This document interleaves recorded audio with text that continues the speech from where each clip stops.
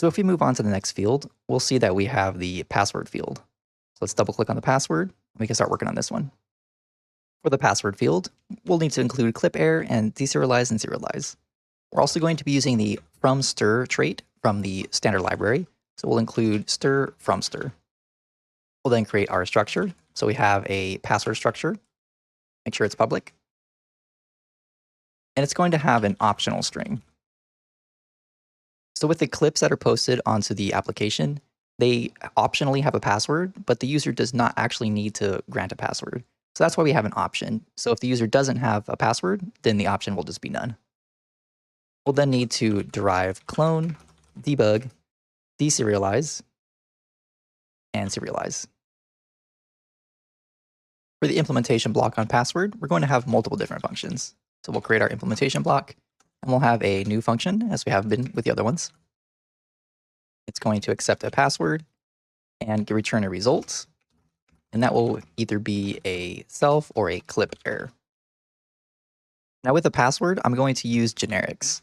So we're going to create a generic type T. We're going to use the into trait. The reason we're doing this is because we want to be able to accept either an option as a password or a string as a password. So if we use into option string as our generic type, what we'll be able to do is accept a password that's either an option or a string, and the into function will convert it into the appropriate type. Since we're using into, the first thing we should do within the function body is actually call the into function. So if we use password.into, and we'll set a type annotation, this should be an option string. So .into will just convert it into an option string. So if it's a none or some, we'll get an option string. Or if it's just a string by itself, then this into will automatically wrap it up into an option.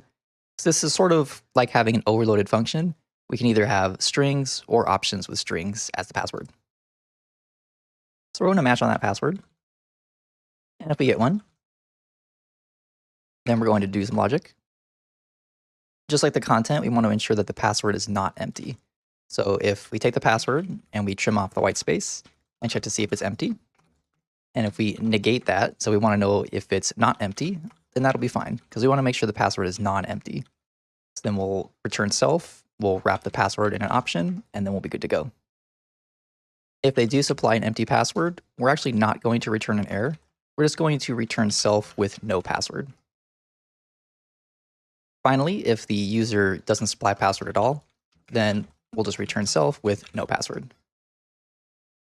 We're defaulting to having no password because when the web requests come in or API requests come in, the fields might be provided with an empty string. We're just going to convert that to mean no password. You'll also see that we have OK being returned in all cases with no actual error.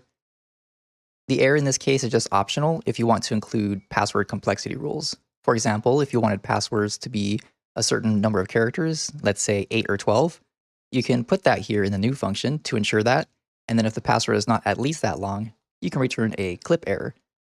I don't have any validation for this project, but this is where you would add it if you wanted some. I'm also going to create an into inner function.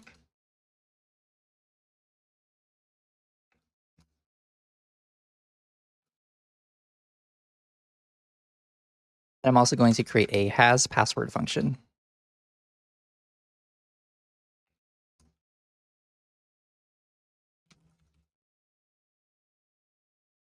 The has password function is just to check to see if there actually is a password, since it is a wrapped type. And if you remember, the type here is not public. So there's no way to actually find out if we have a password at all, unless we expose some kind of functionality to do so. It's also useful to be able to compare passwords. That way we can determine if the passwords match when the user supplies one. So we're just going to use some more derives for that. We'll have partial EQ and partial ORD.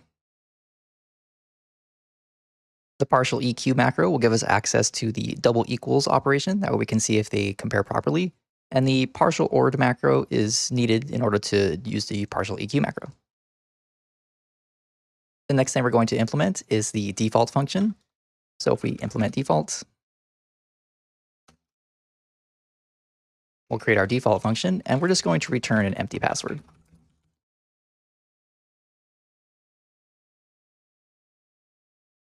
We're going to be implementing default for a lot of our fields, and this will just make it easier to create these data structures when the user doesn't supply the necessary information. We want the default password to just be none because we don't want our clips to be automatically password protected. We're now going to implement from stir for our password structure. When we implement from stir from the standard library, we have to create an error type. We're just going to set the error type to be clip error. We then have the from stir function, which takes a borrowed stir and returns the results. And we're just going to return self. And if there's an error, we return self error. Recall from the lecture on implementing traits. If we use self, the path selection operator, and error, we're accessing this specific type that we created. So this self error is just going to be a clip error, and this self is just going to be a password. With from stir, we can just use self new, and we'll just take s and turn it into a string. If we take a quick look at our new function, we'll see that it returns a result, and that result has either a self or a clip error. So there's nothing special that we need to do for our from stir implementation. And the reason we have a from stir implementation is it allows us to easily convert from borrowed stirs into the password type that we want. That'll be it for our password implementation. Now we can move on to the next field.